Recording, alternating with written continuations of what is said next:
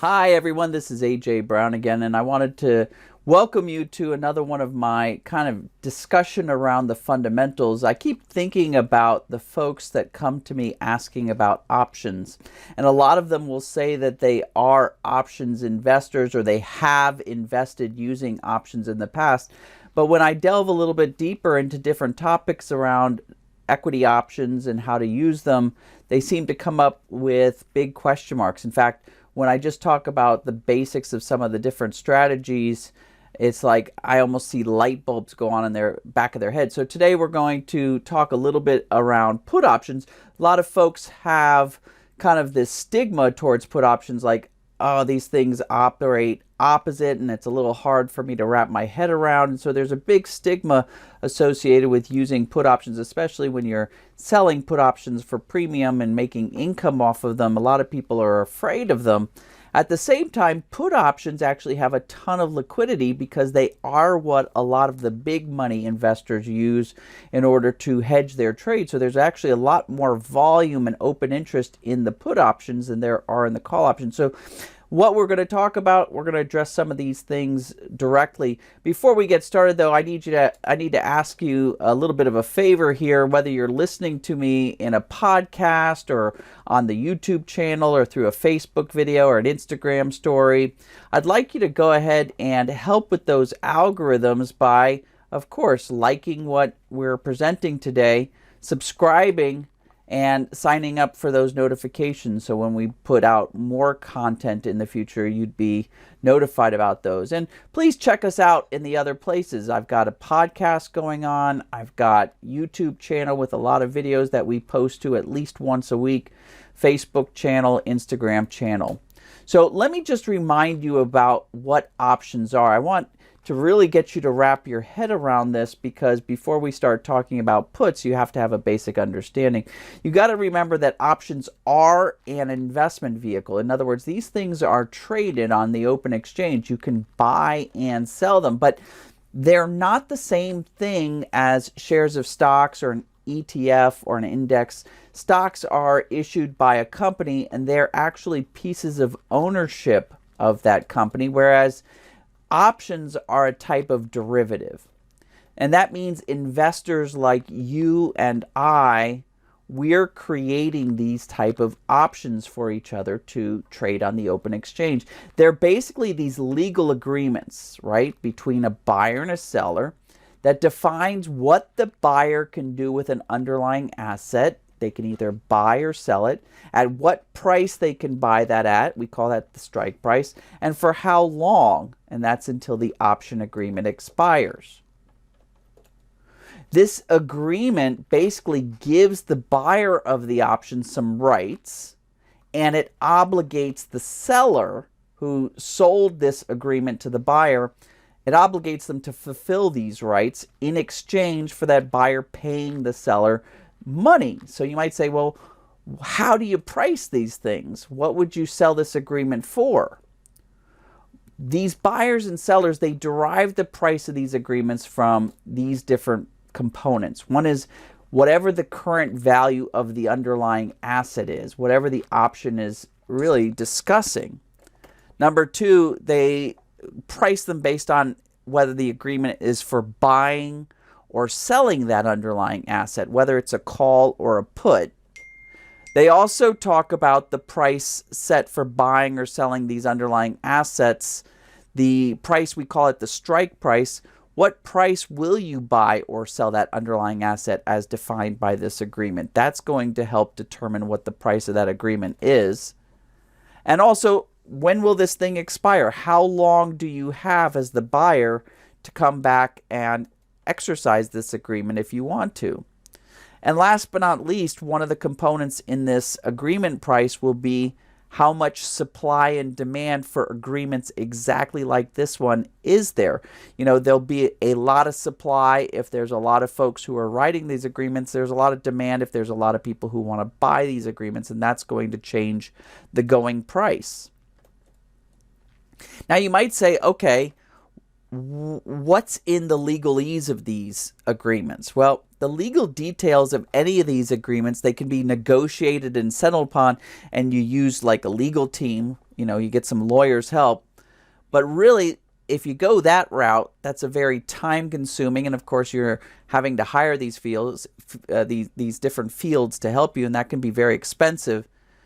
So what we have on the open exchange is these standardized agreements. This is where we use agreements where buyers and sellers, they've agreed to all the boilerplate legal terms, and we basically fill in the blanks of the 4 different components, which is what is the underlying asset, what is the agreement that you're doing. Is it an agreement to buy the underlying asset, or is it an agreement to sell the underlying asset? The price that you're going to be set for buying and selling this underlying asset, and again, how long before that agreement expires. So you just fill in the blanks. So then the next question you might be asking about is, what do? You wait until this thing expires? No. Once a seller creates one of these, or we call it writing one of these agreements, one of these contracts between a seller and a buyer, the buyer can actually go out and they can put their agreement up for sale. These things are bought and sold on the exchange all the time. In fact, the current value of that agreement, it may go up or down depending on what's happening with the value of the underlying assets, whether there's a supply or over demand for that type of agreement on the exchange, and also how close that option is to hitting its expiration date will have an effect on what its price is. And so, for instance, that original buyer may decide to take their agreement and put it up on the exchange and sell it and sell their right to someone else. In fact, the original seller may decide to go ahead and buy back those agreements and release themselves from their initial obligation. In fact, like I said, there's a whole open exchange on all the various, it started with the Chicago Board of Options Exchange. Now you can do options on the NASDAQ and all sorts of different exchanges around the world. There's a whole open exchange for buying and selling these standardized option agreements. Option agreements can be bought and sold tens, if not hundreds or more times before they expire. So let's talk about a put option. So if I write, in other words, create, I sell to open a put option, I'm going to get paid a premium, that's the going price for the option, to create or write this option. The buyer is going to pay me the premium to buy that option. Straightforward. So they've got dollars in their pocket, and that becomes dollars in my pocket.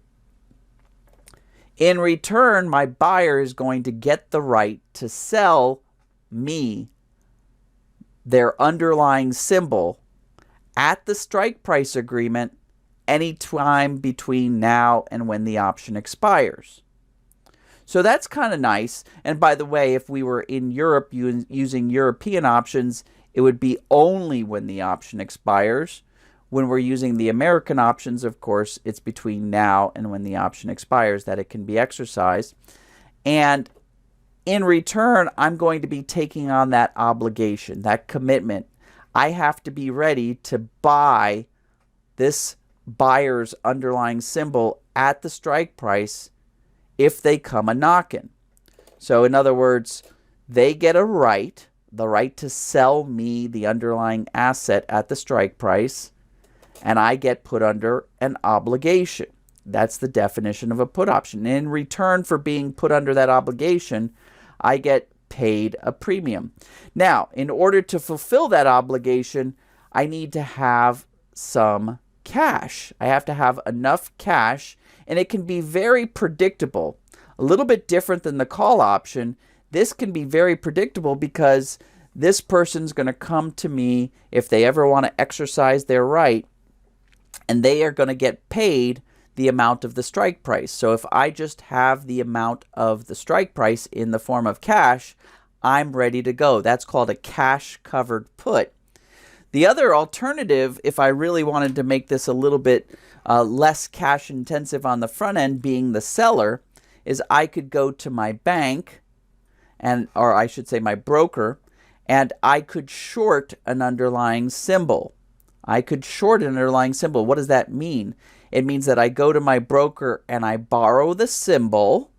Usually I get charged a fee, a margin amount. I borrow that symbol and I short it. I sell to open it.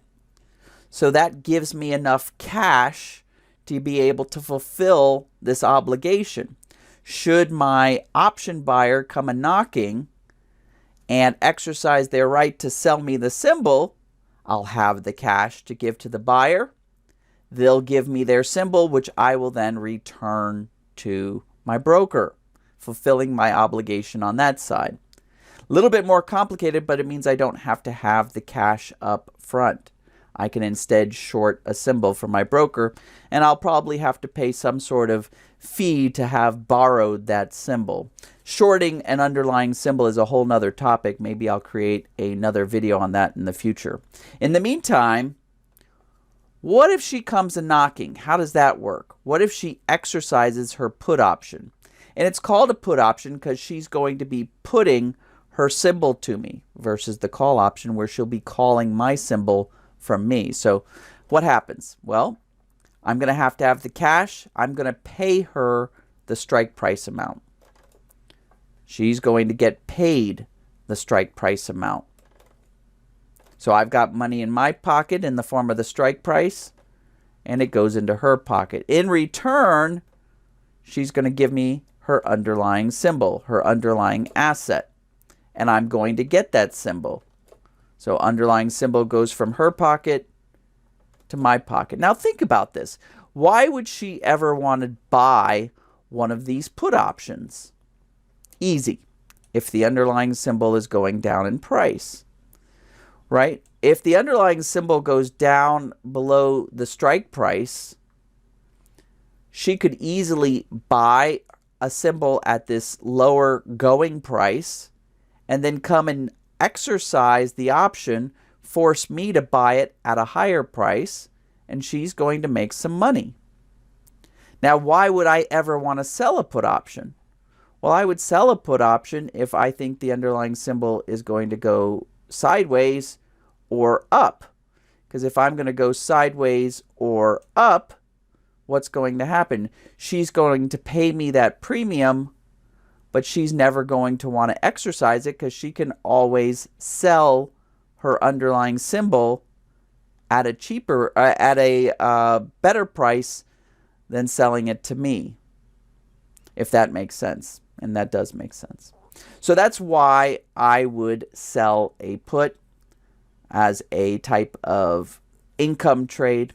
That's why she might buy a put as sort of a hedge. So really, that's the explanation of a put. Once you can wrap your head around it, understand that there's a lot more happening in the put option field than in the call option field, and you need to understand the basics. Hey, if you like what you heard today, again, I really ask you to go out there, and whether you're listening to me on a podcast, watching me on a YouTube channel or a Facebook video or an Instagram, please like what you're taking advantage of here.